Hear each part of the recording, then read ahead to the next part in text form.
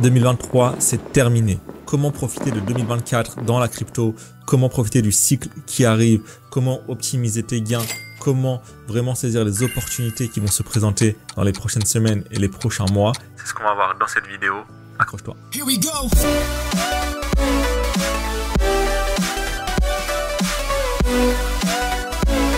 Salut, c'est Amine Lams. Alors avant de commencer cette vidéo, je ne demande pas souvent, mais pour bien commencer l'année, je t'invite à t'abonner, à mettre un petit pouce et à mettre un petit commentaire dans la vidéo. Ça va permettre d'aider la chaîne et on est quasiment 20 000 au moment où je fais cette vidéo. Donc ça va permettre d'avancer et de grandir. Tu sais, sur cette chaîne, on parle de crypto, d'investissement, de bourse et de tout ce qui va te permettre de gagner ta liberté financière. Donc on attaque directement dans le vif du sujet avec un petit retour sur ce qui s'est passé en 2023 dans la crypto. Tu l'as vu, on a vécu une année assez dingue. On est parti d'ici, donc le 1er janvier, c'était là. Le Bitcoin était à 16 500. C'était juste après le crash de FTX. Et pendant toute l'année, on a vécu une espèce de croissance, j'allais dire en ligne droite. Ça n'a pas été en ligne droite, il y a eu des petites secousses. Ok, si on l'a fait de manière très schématisée, le début d'année, ça avait bien commencé. Ensuite, il y a eu une petite accalmie. Ensuite, il y a eu toute la folie au printemps autour des shitcoins, autour du PP notamment. Je ne sais pas si tu te rappelles la chevauchée fantastique que nous avait fait le PP.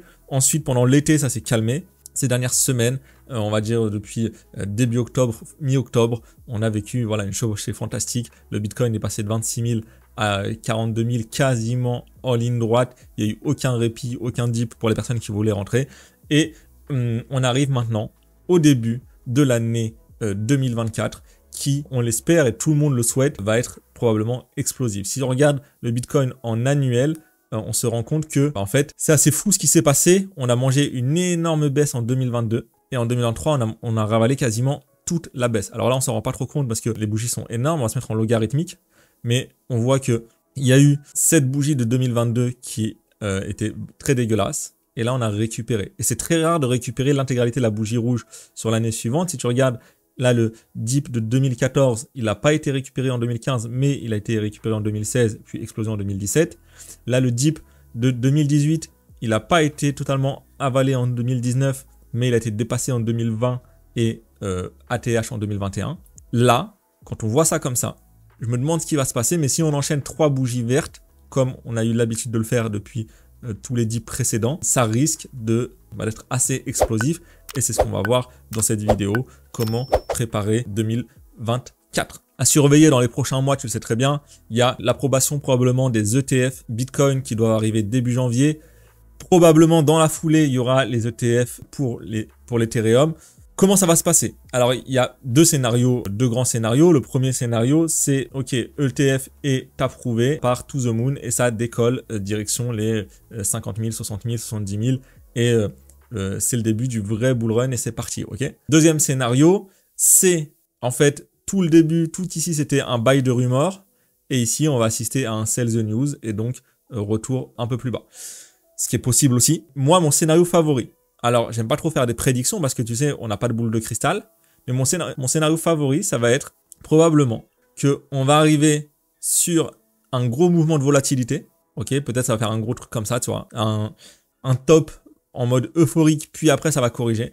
Puis après, moi je pense qu'on va descendre pendant quelques semaines, voire quelques mois, histoire de décourager les nouveaux, de faire douter tous ceux qui se sont gavés là sur les dernières semaines et qui se disent ok c'est bon c'est parti, le bull run il est parti, on va to the moon.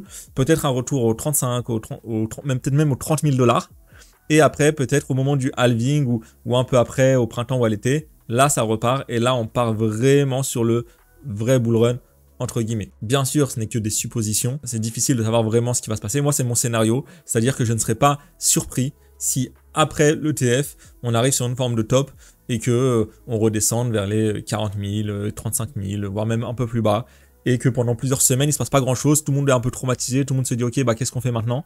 Et ensuite, pour X ou Y raison, probablement autour du halving ou un peu plus tard, là, ça part vraiment pour une vraie chevauchée et que la vraie chevauchée commence à ce moment-là. Justement, le deuxième événement à surveiller, c'est le halving qui va arriver vers fin avril. Historiquement, toujours, ça a été le déclencheur d'une vague haussière. Est-ce que ça va être le cas encore aujourd'hui ou pas? Il y a beaucoup de personnes qui prédisaient qu'il y aurait un pump avant le halving justement pour front-run tout le monde. C'est ce qui s'est passé un peu. Beaucoup de gens pensaient que ça allait commencer à accélérer au moment du halving. Là, ça s'est accéléré vraiment sur le dernier trimestre 2023. On va voir. Moi, je pense que ça va continuer à monter après le halving et que vraiment la majorité de la hausse aura lieu entre le printemps 2024 et la fin 2024. On va voir, je suis pas devin, mais c'est un peu mon impression et mon sentiment après avoir vécu plusieurs cycles dans la crypto. Je prédis aussi l'arrivée massive d'une nouvelle vague de personnes, d'une nouvelle vague de gens, d'une nouvelle vague d'investisseurs. Tu sais, il y a plein de personnes qui ont vu et qui ont entendu parler du Bitcoin en 2021 et qui sont pas rentrés parce qu'ils se sont dit « Ouais, mais je sais pas quoi, je suis pas trop chaud, etc. » Puis finalement, le bull run, si on regarde bien, il n'a pas duré si longtemps que ça. Ok, si on repart sur mon écran, bah tu vois, là, entre le moment où vraiment ça monte, le moment où, on va se remettre en normal. Okay, le moment où ça commence à monter, tu vois. Le moment où les gens se disent, ok, bah Bitcoin, il a passé le précédent ATH. Donc c'est là, on va dire en janvier. Ok, donc il y a une première vague, une deuxième vague, mais en fait, tu vois, ça a duré 7-8 mois, tu vois. Et donc en fait, en 7-8 mois, bah les gens, ils en entendent parler, puis après, au moment où ils s'y intéressent, ils voient que ça baisse, ils se disent, ok, je rentre pas, etc. Donc là, tous ces gens-là vont re-rentrer quand le Bitcoin va passer les 50, les 60 000 et qu'ils vont dire « Ok, cette fois-ci, je rate pas le train. » Ok, plus tous les anciens.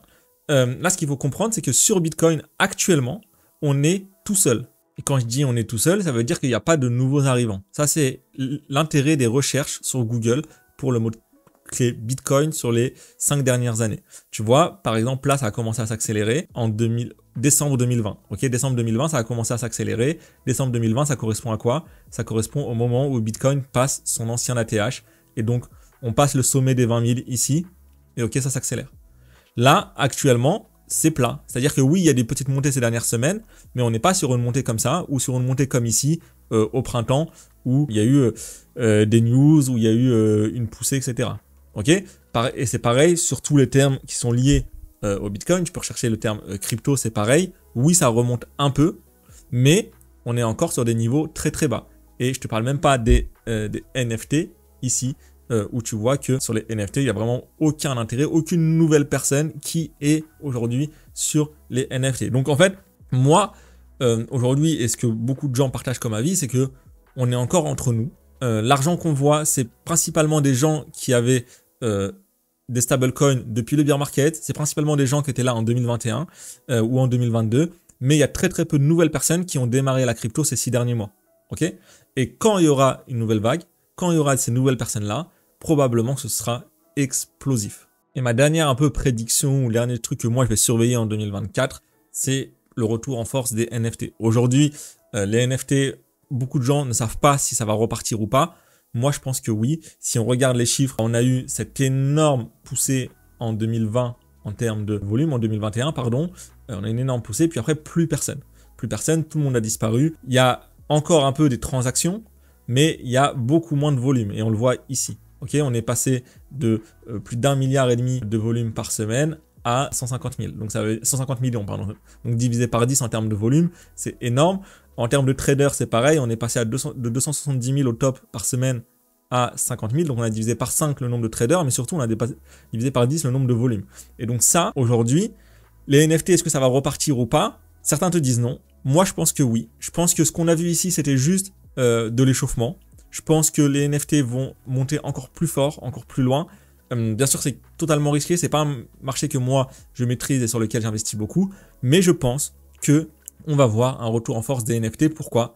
Parce que c'est tout simplement de la psychologie humaine. Aujourd'hui, le meilleur moyen d'afficher ta réussite quand tu es dans les cryptos, c'est d'acheter un NFT et de le mettre en photo de profil sur Twitter. Ok? Tu peux essayer de flex avec des captures d'écran de ton Binance, de machin, etc.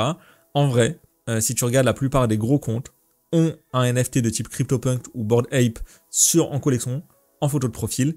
Et toutes les personnes qui vont rentrer là, qui vont faire 5 000, 10 000, 50 000, 100 000, 200 000 de profit, ils vont se dire quoi? Faut que je le flex. Je ne vais pas acheter une Rolex, je ne vais pas acheter une Lambo, je vais acheter une image. Et en fait, moi je pense que la psychologie va se répéter. Tous ceux qui n'ont pas pu acheter par exemple des Bored Ape ou des Azuki ou des Mutants au dernier cycle vont en acheter là quand ils vont faire des profits. Et du coup, l'offre et la demande, le prix va augmenter. On va voir aussi le marché se professionnaliser.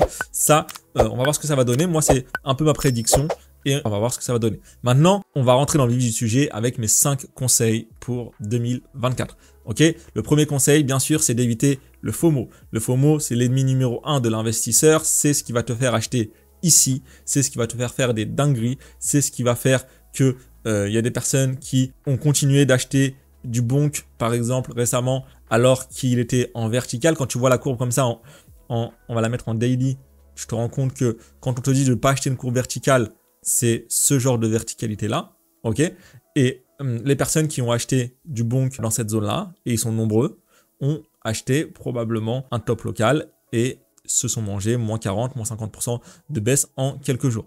Ok, ça ne veut pas dire qu'il ne fallait pas acheter du bonk, ça voulait dire que quand c'est vertical comme ça et que tu FOMO, si tu l'achètes ici, pourquoi pas? Si tu l'achètes ici, pourquoi pas? Si tu l'achètes là dans le dip, encore mieux. Si tu l'achètes là, ça commence à devenir risqué. Et quand tu l'achètes et que ça fait des bougies comme ça de manière verticale, en général, c'est une mauvaise chose. Et très souvent, quand ça part comme ça dans une verticalité, c'est pas bon. Ça ne veut pas dire que c'est le cas tout le temps. Et quand ici, une personne qui est rentrée ici, bah oui, elle a pu faire un petit fois 1,5 ici, en plus 50%, mais il fallait qu'elle sorte ici. Le problème, c'est que quand tu rentres ici et que tout le monde a fait des fois 10, des fois 20, des fois 50, toi, tu n'as pas envie de faire un fois 1,5. Tu as envie de faire un fois 2, un fois 4, un fois 5. Et tu sors jamais ici. Tu sors beaucoup plus haut et tu sors pas parce que tu te fais piéger. Donc voilà, faut pas tomber dans le FOMO. Le FOMO, c'est grave. Le FOMO, c'est dramatique. Le FOMO, ça va te faire perdre de l'argent. Sache qu'il y aura toujours des autres opportunités.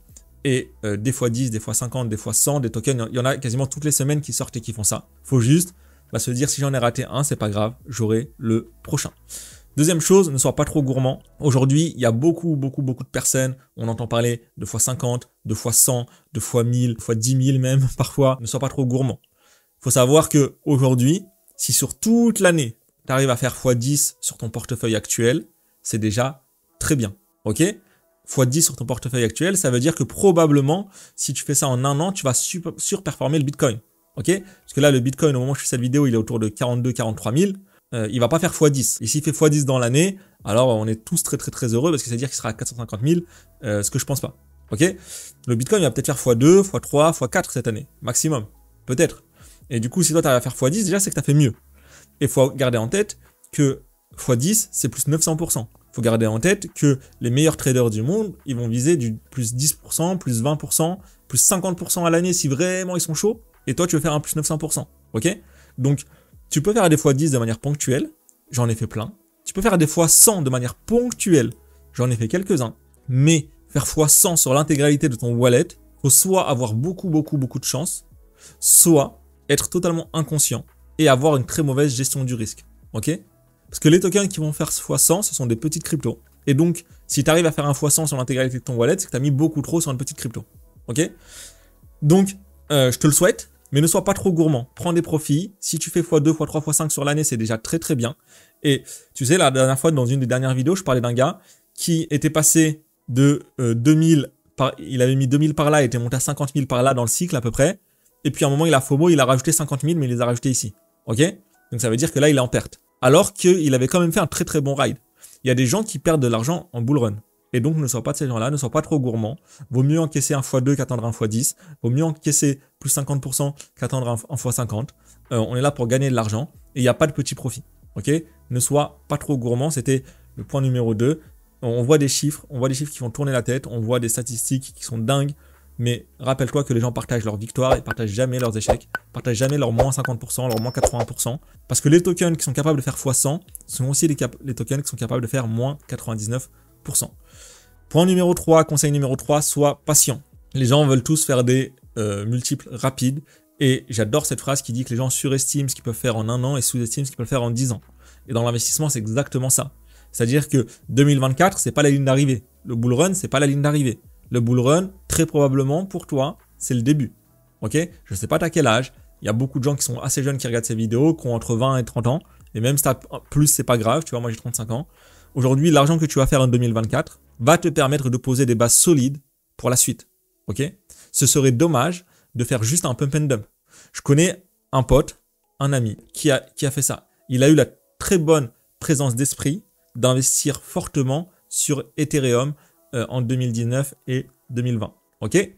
Donc, quand Ethereum était dans ces zones-là, entre 100 $, même parfois à 80, 90, etc., il a investi et il a investi entre 20 et 25 000 $.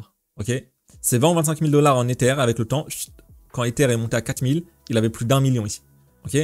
20 000 $, on est tous capables enfin plus ou moins, de sortir 20 000 $ à un moment donné. En tout cas, il y a beaucoup de gens qui sont capables d'investir 20 000 $ en crypto. Et il a fait 1 million. 1 million, ça change une vie.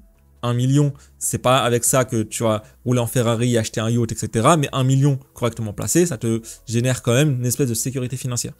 Ce qui s'est passé, c'est qu'il est monté à 1 million à peu près par là. Et il est redescendu à 50 000 à peu près par là parce qu'il a fait des conneries, il a FOMO, il a converti des Ethereum ici sur d'autres trucs, etc., etc. Cette histoire-là, moi, m'a traumatisé parce que c'est un bon pote à moi, je l'ai vu partir et donc tu ne veux pas vivre ça. Et pourquoi, quand il fait de 20 000 à 1 million ici, il s'est pas dit, tiens, c'est 1 million, je vais les mettre sur quelque chose de beaucoup plus safe comme de la bourse ou dans l'immobilier, etc. Parce que les gens sont pressés.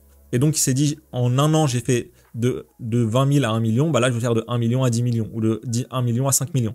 Et en fait, aujourd'hui, le bull run, comme je te dis, c'est pas la finalité. L'argent que tu vas faire là dans une montée qui va ressembler à peu près à un truc comme ça, eh ben, prends-le, mets-le ailleurs, sur un truc safe, qui va te rapporter 5, 10, 15, 20% par an, et arrête de chercher des fois 10 ou des fois 100. Ok? Aujourd'hui, moi, d'ici 18 mois, je pense que j'ai sorti 80 ou 90% de mes cryptos et que je les ai mis sur des fiat, sur de la bourse ou sur de l'immobilier, sur un truc safe. Parce que le bull run, c'est très bien pour accélérer, mais ça dure pas 10 ans en bull run. Ok? Sauf si on part sur un super cycle, ça dure pas 10 ans.